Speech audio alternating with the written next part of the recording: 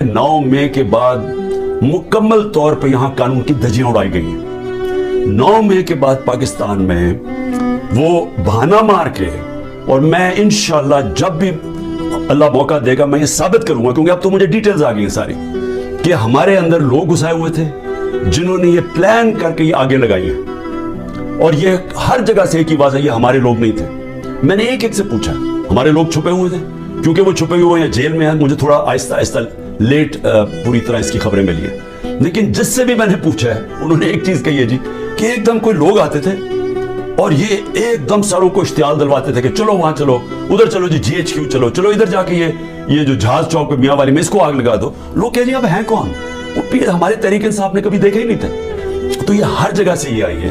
Core commander घर का जला दिया गया, बड़ा शोर मचाया गया, लेकिन आज तक कोई IG पुलिस से पूछा है कि 2-3 घंटे लग रहे हैं क्राउड को आने के लिए, आप किधर थे?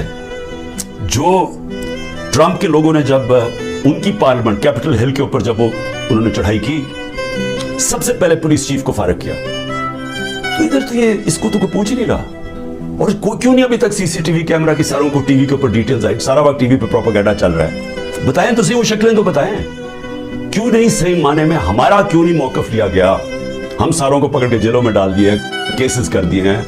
मेरे ऊपर, मैं जेल के अंदर था, 9 मेरे ऊपर जेल में जब मैं था 9 क्रिमिनल केस कर दिए हैं कि मैंने इनको इश्तियाल दिलवाया था। कोई सबूत है? कोई हाँ जी हमारे पास आती है जी कि हमारे पास बड़े सबूत जमा क्यों? मैं चैलेंज करता हूं, ये तो छोड़ो, 27 साल मेरी पॉलिटिक्स में एक दफा बताओ कि मैंने कभी किसी को कहा हो कि पुरअमन एहतजाज के अलावा कोई एहतजाज करो। एक दफा मुझे कोई बता दे। मेरे